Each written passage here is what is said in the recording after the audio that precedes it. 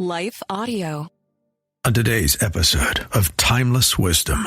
You put great emphasis on the Torah, the first 5 books of the Bible. Can you clarify to someone with a 66-book Bible, Christian Bible? 1, does the Jewish Bible that you use have 39 books, the same ones as our Old Testament? Yes, that is correct. That is right. 2, if so, do you consider the other 34 books equally the inspired Word of God? That's coming up on Timeless Wisdom with Dennis Prager. Rising interest rates, stock volatility, out-of-control inflation. People are concerned about what the future holds financially. This is Dennis Prager for AmFed Coin and Bullion. There's no better time than the present to move a portion of your IRA into precious metals. You should know there's a right and a wrong way to set up your precious metals IRA. Mistakes could cost you hundreds of thousands of dollars in IRS fines. Call AmFed Coin and Bullion, 800-221-7694. AmericanFederal.com. That's AmericanFederal.com. Welcome to Timeless Wisdom with Dennis Prager. Hear thousands of hours of Dennis's lectures, courses, and classic radio programs. And to purchase Dennis Prager's Rational Bibles, go to DennisPrager.com. Hi, everybody. It's the Ask Me Anything. All right, here we go. Let's see here. John in Minot, North Dakota. Question: did you ever visit communist China? If you did, how would you compare it to the Soviet Union? If you didn't, why didn't you? Thank you. Well, I have visited communist China in the communist heyday, right after Mao died in the 70s. And I visited communist China 2 other times. Which is the more modern era. So it's a very, very important question that he asked. How do I compare it to the Soviet Union?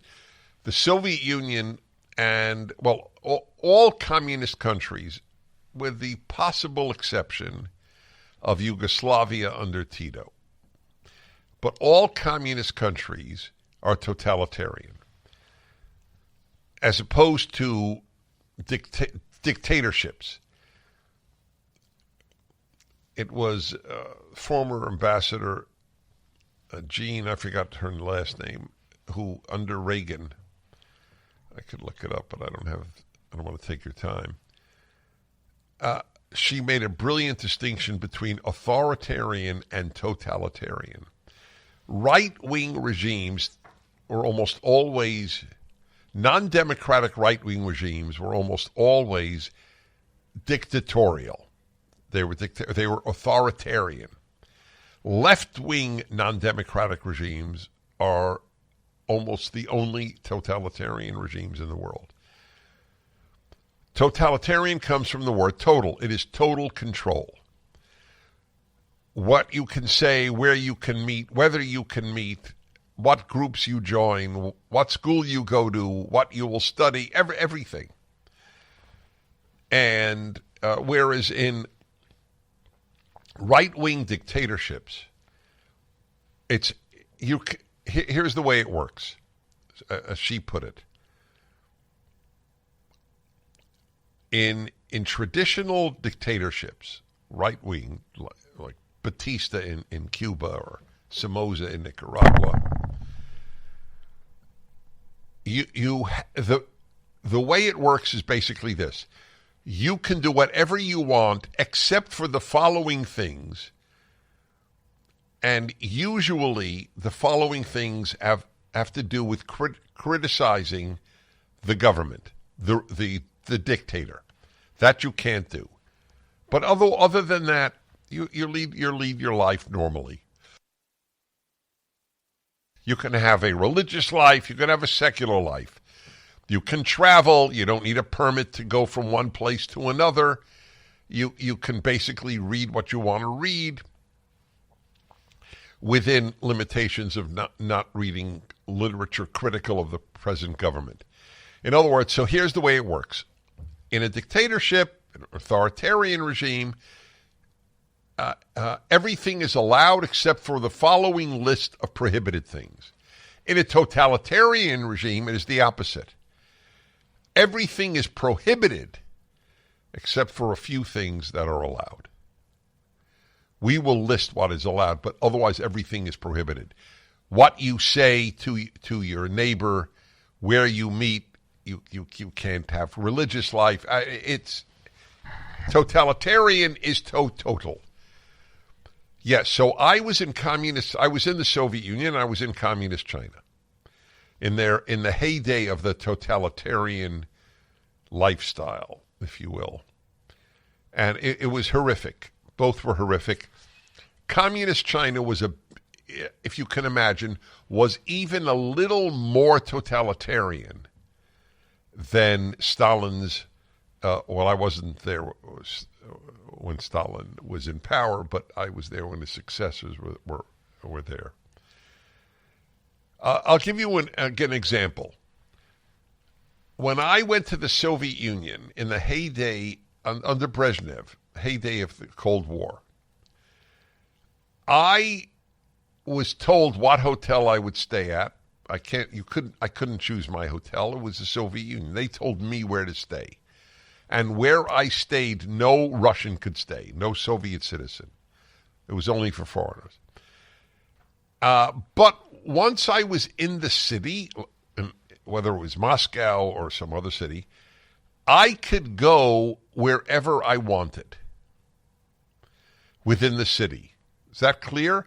I could, I wanted to go to a restaurant. I mean, there were lousy restaurants, but I could go to a restaurant.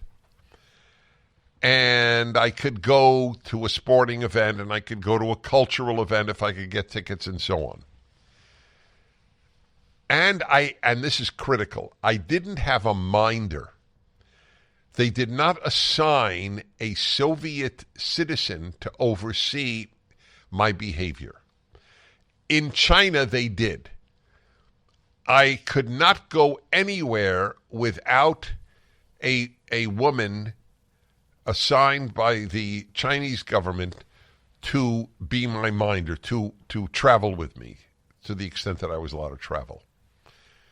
So communist China was more totalitarian, and I just gave you one example, than even the Soviet Union. That is not true today. Today, China is not nearly as totalitarian as it was right after Mao's death and under Mao, which is when I went the first time.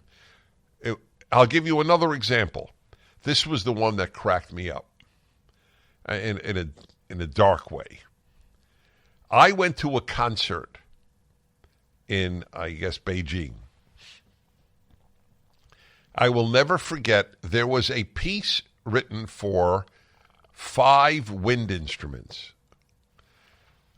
Oboe, clarinet, flute, and so on. It was a quintet. The name of the quintet was, I think, all the peoples of the rural regions praise Chairman Hua.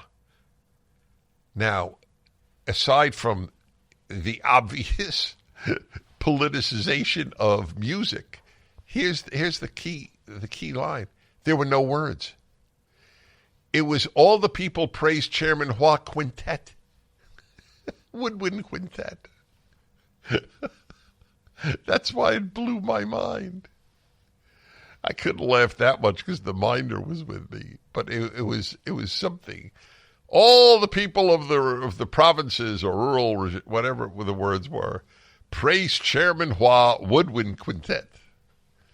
Yeah, it was totalitarian. And by the way, North Korea is more totalitarian than even China was under Mao.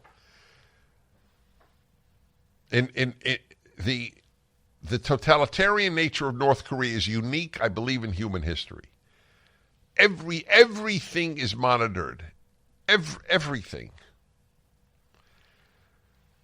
They even tell you that the regime knows your thoughts.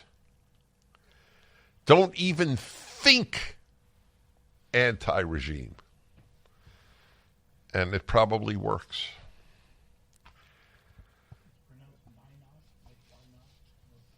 It's pronounced Minot, and what did I say? Minute?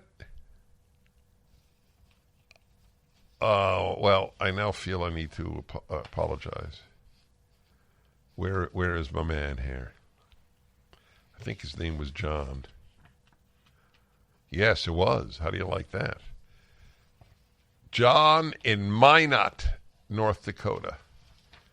Sean, have you ever been to Minot? Have you ever been to North Dakota? South Dakota? Yeah, people would be more likely. Do you know that I've been to all 50 states, and the 50th state was North Dakota? I kissed the ground, I'll never forget. Alan Estrin saw it. Alan Estrin is a witness to the pride and joy and happiness I had entering North Dakota. This episode of Timeless Wisdom will continue right after this. Precious metals dealers come and go. This is Nick Grovich, president of AmFed Coin and Bullion. We've stood the test of time since 1983. With the flurry of coin and bullion dealers coming and going, how do you know who to trust and what to buy? At AmFed Coin and Bullion, we value educated consumers. We want to alert you to good bullion buys in the market and help you steer clear of the tricks and bad deals. Call AmFed Coin and Bullion for a free coin performance review. 800-221-7694 or AmericanFederal.com. Now, back to more of Dennis Prager's Timeless Wisdom. This is from Juliet in Billings, Montana.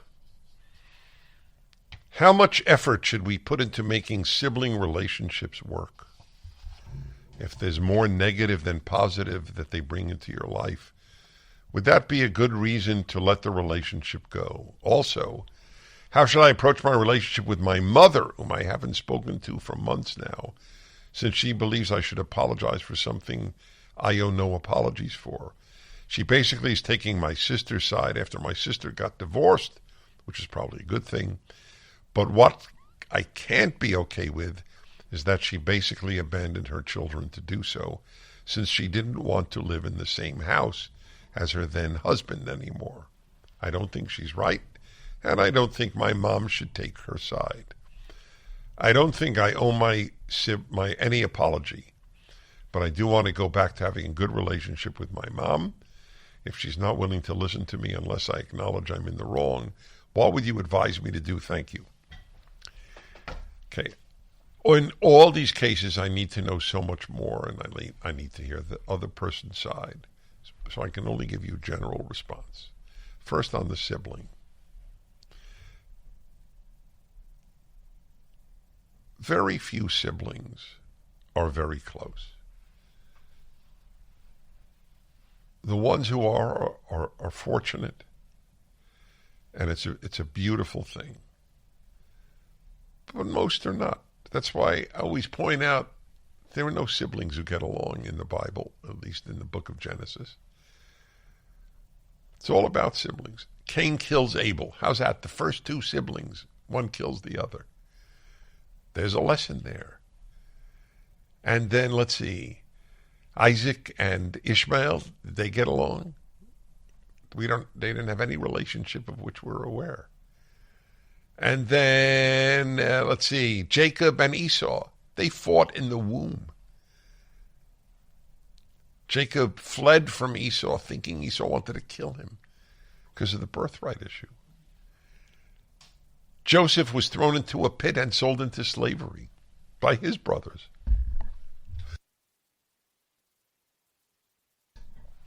So I'm not sure that, I don't know how well Moses and Aaron, or at least certainly Moses and Miriam, the sister.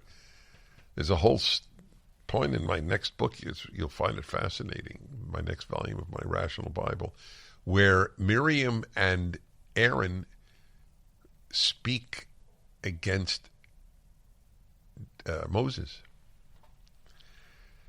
My view is you have a cordial civil relationship and look for depth of relationship with friends and spouse.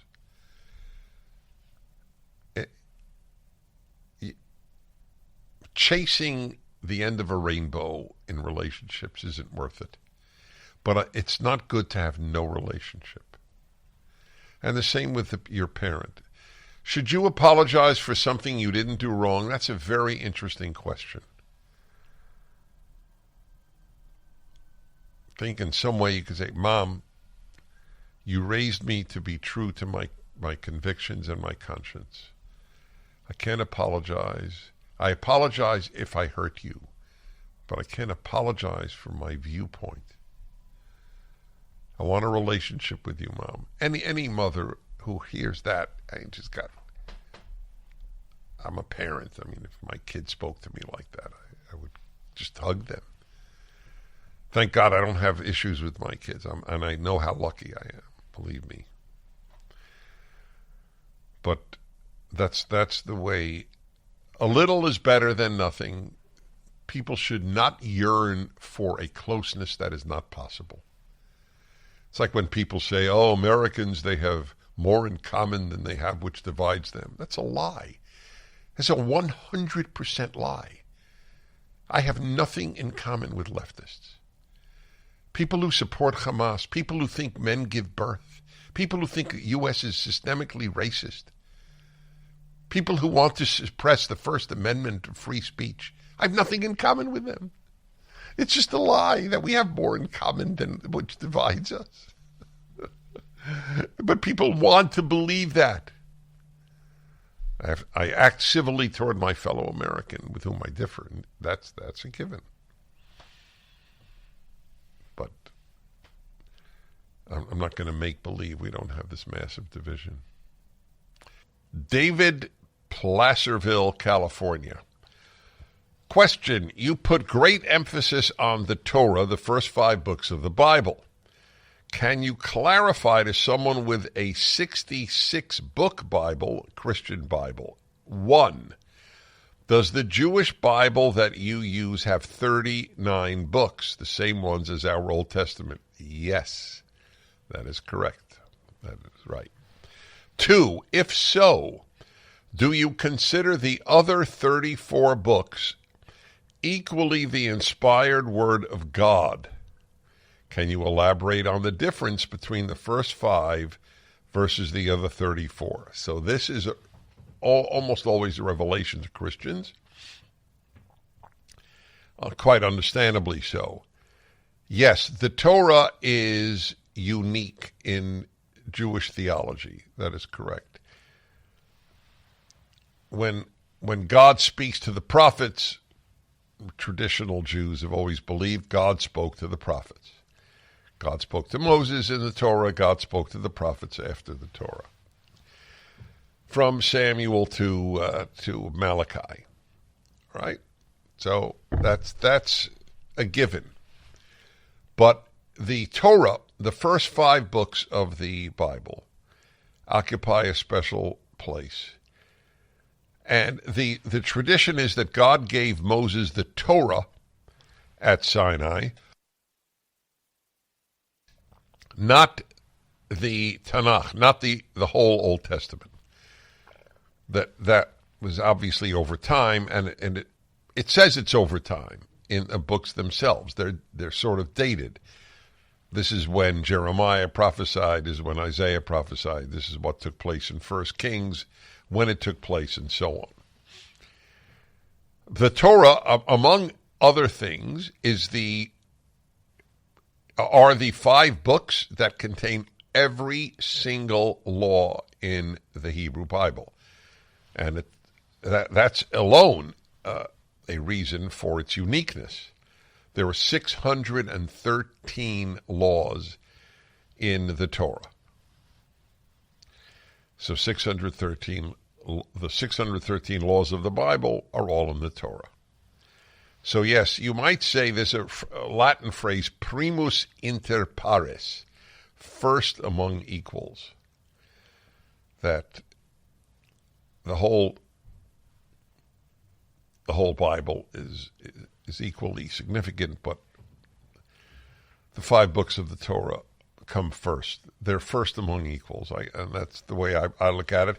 Look, everything is based on the Torah, everything. That is where you get the creation of the world, Garden of Eden, the Ten Commandments, the laws of love your neighbor and love God. It's just all there. The rest of the Old Testament and the New Testament rest on the Torah. Jesus would certainly have agreed with that statement. Or as I tell in a loving way to my Christian friends, Jesus never read the New Testament, which of course is obvious, but it's not something normally people would think about. So the Torah is special. Incidentally, I have a series of courses up, the 5-minute courses that we give at PragerU, and I only give 10%. 90% of the courses at PragerU of the 5-minute talks are given by other people. But 10% is a lot now. It's about 60 talks. And I have 10 on the 10 Commandments, actually 11, on the 10 Commandments. And now I am reviewing and explaining the Torah in a series of talks at PragerU. So you might want to look for that. They're all free. But anyway, this is how the Torah became unique, and it is regarded as unique. What are your thoughts on the other books written that some things should be included in the Bible? And I don't have thoughts. I accept the traditional Hebrew canon, and I'm fascinated by the other works, but I don't regard them as biblical. This episode of Timeless Wisdom will continue right after this. Rising interest rates, stock volatility, out-of-control inflation. People are concerned about what the future holds financially. This is Dennis Prager for AmFed Coin and Bullion. There's no better time than the present to move a portion of your IRA into precious metals. You should know there's a right and a wrong way to set up your precious metals IRA. Mistakes could cost you hundreds of thousands of dollars in IRS fines. Call AmFed Coin and Bullion, 800-221-7694. AmericanFederal.com. That's AmericanFederal.com. Now, back to more of Dennis Prager's Timeless Wisdom. Ernestina in Provo, Utah. Question: I thought your arguments about abortion in the Fireside Chat were interesting. Fireside Chat is what I do each week at PragerU. I've done 365 with missed once. And I wouldn't have missed, but I didn't want to have the crew come over from PragerU when I had COVID. I could have easily done it. Outside of special cases like rape and when the mother's health is at risk, would you support a rule that requires a guided ultrasound while the abortion is happening to make sure the mother is aware of exactly what's happening during the abortion process?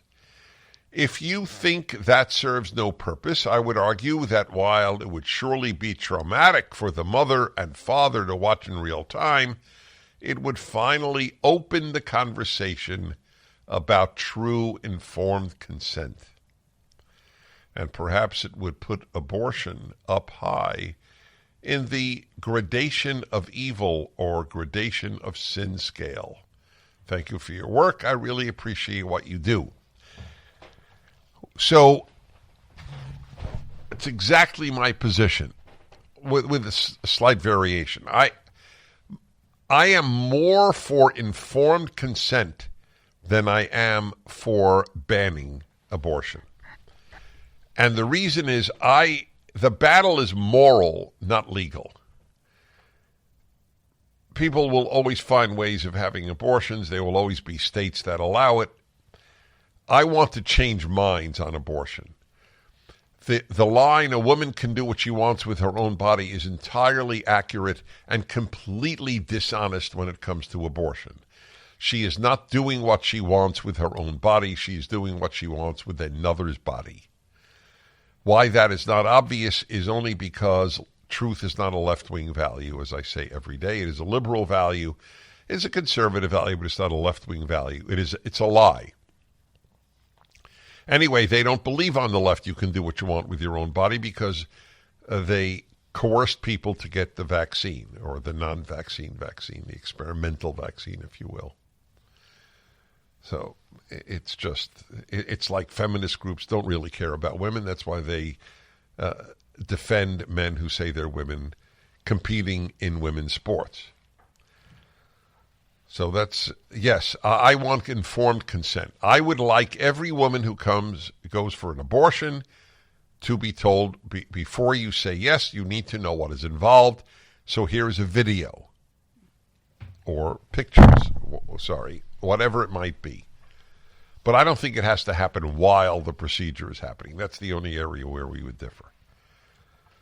David, Norwalk, California. Does Alan Estrin smoke cigars? Now, I want to tell you, folks, I've been asked some really difficult questions.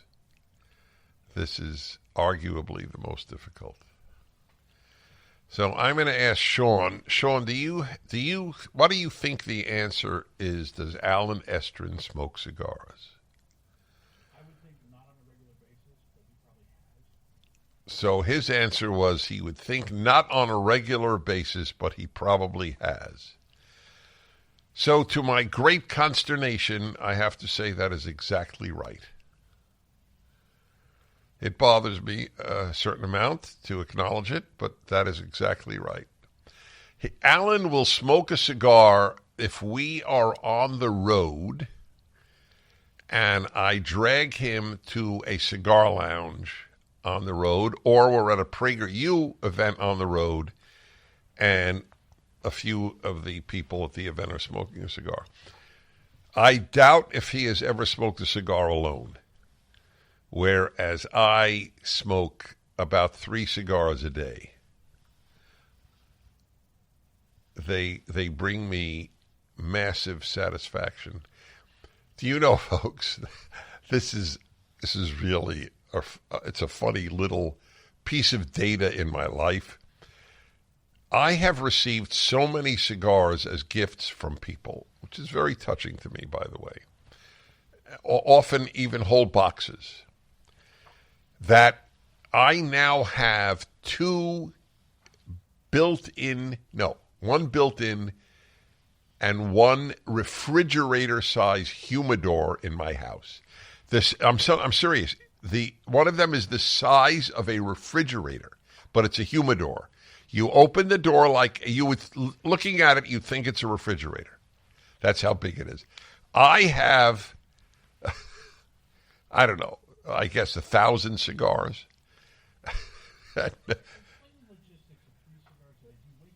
Okay, what are the logistics of 3 cigars a day? Do I wake up and smoke one? No. I never smoke one prior to coming to the show. But there is a reason for that. The reason is I don't have enough time. But I don't know. That's an interesting question. Would I smoke a cigar if I didn't have a show? Would I smoke one? I don't think I'd smoke one upon getting up. But I would smoke one already at noon. Yeah, I would. Yes. You should all know that it is one of the most innocuous vices, if you want to call it that. I have no problem with it.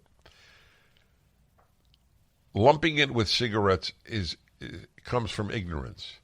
People, the reason for smoking a cigar has nothing to do with the reason for smoking a cigarette. You smoke a cigarette because it is a nicotine transfer machine. That's what you want when you smoke a cigarette, is the nicotine. Is that right? Nicotine, correct? Yeah, nicotine, yeah. So, whereas with regard to cigars, that plays no role. All you want when you smoke a cigar is taste. Therefore, the cigarette smoker inhales to his lungs.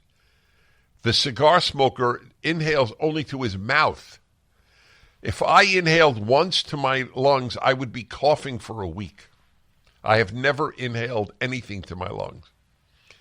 So, therefore, cigarettes would be of no interest to me. Anyway, I don't smoke for nicotine. I smoke for taste. And yes, cigars are delicious. What's our story now, Mr. Sean? We got time for another one? Cool. I hope you enjoy this, folks. I do. I don't think I could do it well if I didn't enjoy it. It's an interesting question. Can you do well something you don't like doing? Huh. I have actually thought about that, but not in a long time. Got to think about that. I have no answer right now.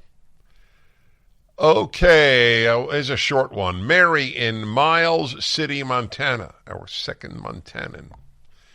My husband thinks that our great American Constitution was inspired by God, with which I agree. We often wonder why Israel didn't adopt the basis of or our Constitution per se for their founding. You have any thoughts on that? Nope, I don't. I don't know how many countries have or don't have a constitution. Britain doesn't have a constitution.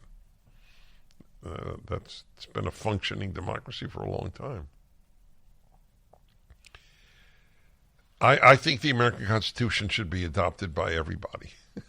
I do. I think it's great.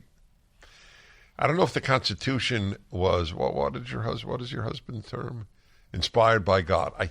The authors were.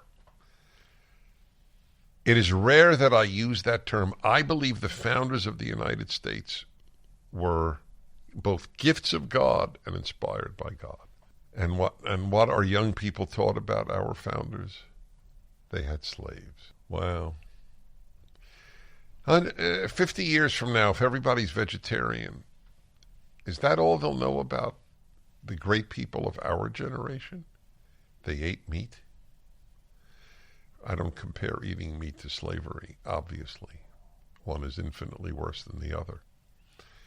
What I'm saying is, though, that we have to judge people in their time. At a time when all civilizations on earth had slaves, I'm not going to choose America for unique condemnation. These people were giants. This episode of Timeless Wisdom will continue right after this. Rising interest rates, stock volatility, out-of-control inflation. People are concerned about what the future holds financially. This is Dennis Prager for AmFed Coin and Bullion. There's no better time than the present to move a portion of your IRA into precious metals. You should know there's a right and a wrong way to set up your precious metals IRA. Mistakes could cost you hundreds of thousands of dollars in IRS fines. Call AmFed Coin and Bullion, 800-221-7694. AmericanFederal.com. That's AmericanFederal.com. Now, back to more of Dennis Prager's Timeless Wisdom. Stacy in Granada Hills, California. Hi, Dennis. Bless you for all the wisdom you share. I have 3 questions. 1, you recently stated a couple of weeks ago that you don't like going to parties. Why is that? So this is it's a more interesting question than you probably think, because it was always true of me. I didn't like going to parties in high school and college, which is extremely rare. And I know exactly why I didn't like it then, and I don't like it now. I don't like non-deep, and you can't have deep conversations at parties because there were too many people. In my view, there was only one positive reason for a party: when I meet a girl. That's what would have made it worthwhile to go. But I tended to meet girls in other ways. And not that I know. Actually, in high school, I don't know any other way I would have met a girl. But and then in any event, there's no joy to me in. I hate to say this because it sounds like I'm condemning people for parties, and I'm not at all. I'm just telling you my nature. My nature, I love people, but I don't love superficial talk. Parties encourage superficial talk. I mean, am I going to have a talk about the meaning of life at a party with somebody? So that was my big problem. It was not helpful in that way. Next, number 2, my Jehovah Witness friend tells me that she looks forward to being resurrected and living in paradise after her death, which gives her strength to handle life and gives her hope for her future. She was wondering what Judaism believes about what happens to Jews after they die. I had told her that you had said that you believe we are reunited with our loved ones after death, and she asked where that might happen. Okay, so I've talked about this very, very often, written about it certainly in my commentary on the Torah, the Rational Bible. Judaism has always affirmed a belief in an afterlife. That is the first sentence under the word afterlife in the Encyclopedia Judaica, which was written by secular Jewish scholars, not religious ones. It's always affirmed a belief in the afterlife. Or as I've always put it, if God is good, there's an afterlife. Okay? Simple as that. A good God will reward the good who suffered and will punish the bad who didn't. Otherwise, he's not a good God. Now, when you ask, so interesting, because it's the way you put it, what happens to Jews after they die? So the Jewish answer is the exact same thing that happens to non-Jews after they die. There is no difference. So, and the reason for no difference is Judaism doesn't believe God judges people on the basis of their faith, but on the basis of their behavior. And the third one, let's see, from Stacy in Granada Hills.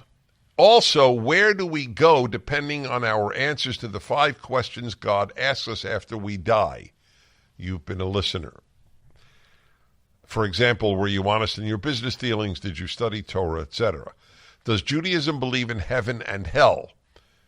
Do we have to answer yes to all 5 of the 5 questions to get into the good place, if there is one? Thank you so much. I look forward to your answers. So, thanks to my dear friend David Woznicka, Rabbi David Woznicka, I was made aware of this fascinating Talmudic. Talmud is the second holiest work in Judaism after the Bible.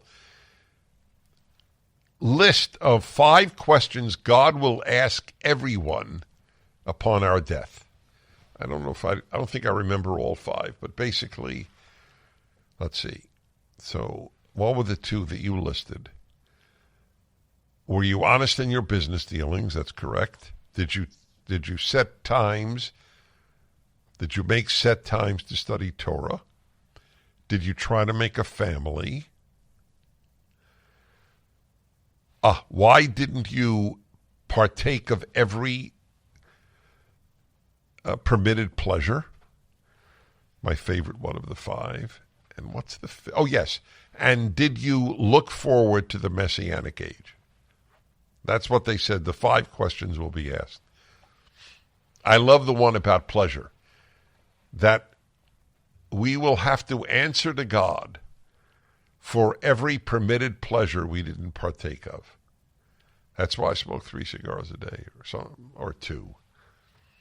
Then I could say, you permitted me cigars, and I did. I smoked them. God wants us to enjoy life. That's the bottom line on that one, and be honest in all the other things. Well, my friends, it has been a joy. Tomorrow on Timeless Wisdom with Dennis Prager. Here is the question, and it's a terrific one for those of you who have an issue with belief in God. And everybody does, by the way. Everybody who thinks, I think, has had an issue or continuing issues with it. Israel means struggle with God. So there's a very good understanding to begin with that it is a struggle. And by the way, just about everything worthwhile in life has struggle and has difficulty and has challenge in it. That is the way the world is made, I think, by God. Join us tomorrow to hear more on Timeless Wisdom with Dennis Prager. Visit DennisPrager.com for thousands of hours of Dennis's lectures, courses, and classic radio programs, and to purchase Dennis Prager's Rational Bibles. We want to take just a second to thank the team at Life Audio for their partnership with us on the podcast. Go to lifeaudio.com to find dozens of other faith-centered podcasts in their network, including shows about prayer, Bible study, parenting, and more. Precious metals dealers come and go. This is Nick Grovich, president of AmFed Coin and Bullion. We've stood the test of time since 1983. With the flurry of coin and bullion dealers coming and going, how do you know who to trust and what to buy? At AmFed Coin and Bullion, we value educated consumers. We want to alert you to good bullion buys in the market and help you steer clear of the tricks and bad deals. Call AmFed Coin and Bullion for a free coin performance review. 800-221-7694 or AmericanFederal.com.